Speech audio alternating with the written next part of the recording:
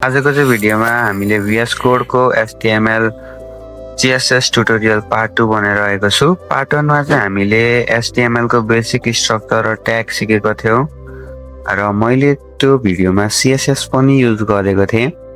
So CSS भनेको चाहिँ के हो भन्दाखेरि CSS भन्नाले हामीले सिम्पलमा बुझ्दा कास्टिङ स्टाइल सिट हो।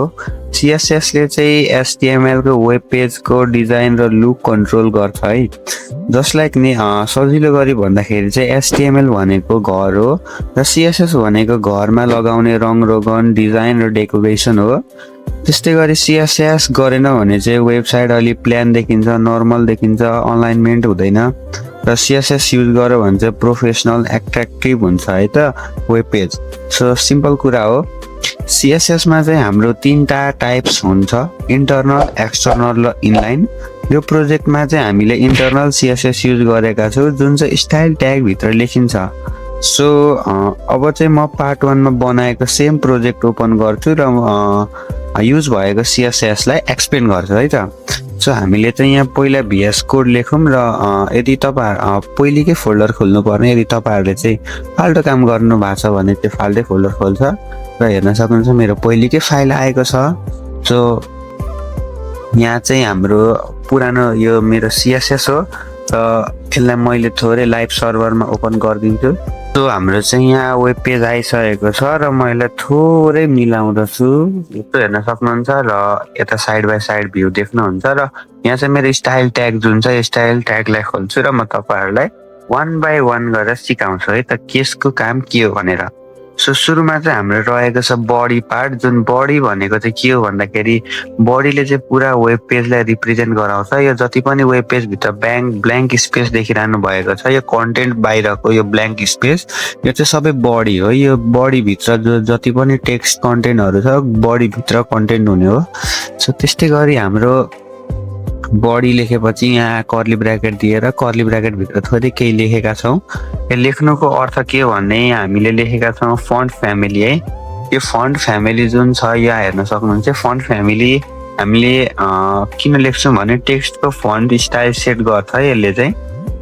जस्तै यहाँ फन्ट फ्यामिलीमा हामीले एरियल यो लेखेका छौं, यो चाहिँ टेक्स्टको स्टाइल हो है।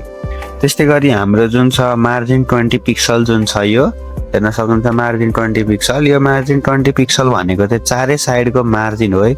यहाँ पनि हेर्न सक्नुहुन्छ 20 पिक्सलको ग्याप छ र यता पनि हेर्न सक्नुहुन्छ त्यति नै ग्याप हुन्छ र यहाँदेखि यता पनि त्यति नै ग्याप हुन्छ है त। भनेपछि 4 कर्नर साइडमा 20 पिक्सलको ग्याप आउँछ। ब्याकग्राउन्ड कलरले चाहिँ पेजको ब्याकग्राउन्ड चेन्ज गर्छ। यहाँ हेर्न सक्नुहुन्छ यहाँनिर यो कलर छ, यदि मैले यसलाई रेड गरिदिए भने त्यहाँ पनि रेडै हुन्छ हेर्न सक्नुहुन्छ। अहिलेको लागि चाहिँ म यसलाई कन्ट्रोल Z गरिदिन्छु। भनेपछि ब्याकग्राउन्ड कलरले चाहिँ ब्याकग्राउन्डको कलर चेन्ज गर्छ, जसलाई कलरले चाहिँ हाम्रो टेक्स्टको कलर चेन्ज गर्ने हो। जसलाई मैले अहिले यहाँ ग्रीन राख्थे भने हेर्न सक्नुहुन्छ तपाईहरुले सबै टेक्स्टको कलर ग्रीन आएको छ, जुन चाहिँ सुइटेबल हुँदैन हाम्रो वेब पेजको लागि र हामीलाई डिफल्ट कलरै ठिक छ। अब हाम्रो चाहिँ move on to the next रहेको छ ए भनेको चाहिँ हाम्रो लिंक ट्याग हो। अस्ति नै पनि मैले कुरा गरेको थिएँ।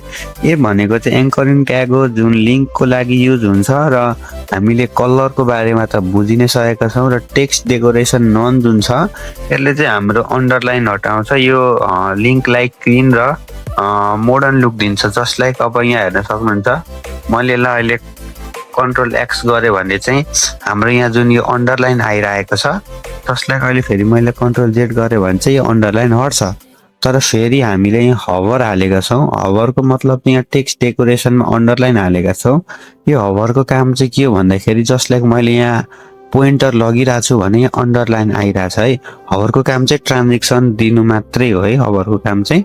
जसलाई कि यहाँ अन्डरलाइनको साटो मैले अरु नै कुरा हालेको भए पनि हुन्थ्यो, त्यो चाहिँ हामी पछि कुरा गर्छौं के हाल्न मिल्छ भनेर। अहिलेको लागि अन्डरलाइनको काम चाहिँ हेर्न सक्नुहुन्छ इफेक्ट आइरहेछ अन्डरलाइन, त्यति हो सिम्पल कुरा गर्दाखेरि है। सो अब हामी नेक्स्टमा जाउँ H1 भित्र। H1 भनेको चाहिँ हाम्रो हेडिङ 1 हो। हामीले पहिला पनि बुझेका थियौं र हेडिङ 1 भित्र छ टेक्स्ट ट्रान्सफर्मेसन अप्पर केस भनेको चाहिँ यसले चाहिँ सबै टेक्स्टलाई क्यापिटलाइज गरिरहेछ। यहाँ हेर्न सक्नुहुन्छ हाम्रो यो welcome to my YouTube channel जुन छ के सबै अप्पर केसमा छ र टेक्स्ट अलाइन सेन्टरले चाहिँ हाम्रो यो वेब पेजलाई सेन्टरमा ल्याएको छ। वेब पेज भन्दा पनि हेडिङ 1 लाई मात्रै सेन्टरमा ल्याएको छ। त्यस्तै गरी S2 जुन छ यो लोअर केसमा चाहिँ हेर्न सक्नुहुन्छ, यो S2 हो। S2 चाहिँ हाम्रो सबै लोअर केसमा छ र त्यसै गरी हाम्रो S3 जुन छ क्यापिटलाइज भनेको यो फर्स्ट लेटर क्यापिटल भइरहेको छ, अरु सबै स्मल भइरहेको छ है त। त्यस्तै गरी H4 जुन छ फन्ट स्टाइल इटालिक, यो H4 यसको फन्ट चाहिँ इटालिक छ र त्यस्तै गरी हाम्रो यो H5 जुन छ बोल्ड छ है। यहाँ हेर्न सक्नुहुन्छ यो अलिकति बोल्ड छ, पक्नु ल थोरै यहाँ कन्फ्युज भयो, हाम्रो H5 मा रहेको छ। Thank you. यो चाहिँ हो बोल्ड है। त्यसपछि हाम्रो जुन अर्को H4 जुन छ H4 रहेको छ कन्ट्याक्ट मी, यो चाहिँ इटालिकमा छ है त। अनि हाम्रो यो follow me on social media जुन छ यो H2 रहेको छ लोअर केस वाला है त। अनि यो पनि लोअर केस वाला नै हो। त्यस्तै गरी हाम्रो पी ट्यागमा फन्ट वेट भनेको बोल्ड बुझिहाल्नुभयो। पी ट्याग भित्र हाम्रो जुन यो लाइन हाइट छ नि यसको काम चाहिँ के हो भने अलिकति हाम्रो स्पेस दिने काम हो है त।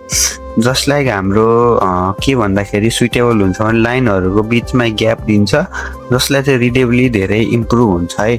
जुन यो ग्याप देखिरहनु भएको छ नि यो चाहिँ पी ट्यागको यो हाम्रो लाइन हाइटको 1.6 यो ग्याप देखिरहनु भएको छ नि यो दुईटा लाइनको बीचको यो पी ट्यागको काम, यो लाइन हाइटको काम चाहिँ। अब यो यहाँ भित्र अरु कुरा पनि लेख्न सकिन्छ, तर अहिले मैले लेखिरहेको कुरा मात्रै डिस्कस गर्दै छु। जस्ट लाइक अब त्यसरी युएल भनेको चाहिँ डिफल्ट डटको यो युएल भित्र भनेको चाहिँ हाम्रो यो युएल भित्र हामीले लेखेका छौं नि लिस्ट स्टाइल टाइप स्क्वायर भनेको यो चाहिँ हाम्रो बुलेट दिनको लागि हो है। यो स्क्वायर भन्नु भने स्क्वायर बुलेट आउँछ, सर्कल भन्नु भने सर्कल बुलेट आउँछ। त्यसैगरी युएल भित्र एलआई भित्र मार्जिन बटम 10 पिक्सल दिएका छौं। यसको काम चाहिँ भनेको चाहिँ इच आइटमको बीचमा स्पेस दिनु है, जसले चाहिँ कन्टेन्टलाई क्लीन देखाउँछ। यो दुईटाको बीचमा 10 पिक्सलको ग्याप छ, यही बुझाउन मात्रै हामीले यो 10 पिक्सल लेखेको। र युआईएलआई को फन्ट वेट चाहिँ बोल्ड भनेको यो फेसबुक ट्विटर र इन्स्टाग्राम जुन पनि देखिरहनु भएको छ यसलाई बोल्ड बनाउनको लागि हो। यो चाहिँ अलिकति लिस्टलाई चाहिँ अलि हाइलाइट गरे जस्तो हुन्छ। अब इम्पोर्टेन्ट कन्सेप्ट चाहिँ के हो भन्दाखेरि नि सीएसएस सेलेक्टरले HTML11 टार्गेट गर्छ। ट्यागको नाम युज गरेर सीएसएस एप्लाई गर्न सकिन्छ है त, एकदम सजिलो छ। अब तपाईहरुले चाहिँ ट्राई गर्न सक्नुहुन्छ। स्मल प्रोजेक्ट दिन्छु म, ब्याकग्राउन्ड कलर चेन्ज गर्न सिक्नुहोस्। अनि त्यसै गरी लिंकको कलर चेन्ज गर्न सिक्नुहोस्। जस्तै यो मैले ब्लू राखेको छु, तपाईहरुले अरु कलर पनि राख्न सक्नुहुन्छ। र यो लिंक चाहिँ क्लिकेबल लिंक छ, तपाईहरुले यो पनि सिक्न सक्नुहुन्छ। त्यसैले अबको सीएसएस को बेसिक कन्सेप्ट चाहिँ क्लियर भयो होला तपाईहरुलाई। नेक्स्ट भिडियोमा हामी सीएसएस को बक्स मोडल र लेआउट सिक्ने छु। भिडियो हेल्पफुल लाग्यो भने चाहिँ लाइक शेयर र सब्स्क्राइब गर्नु होला। सो आजको लागि चाहिँ यति नै। Thank you for watching. धन्यवाद।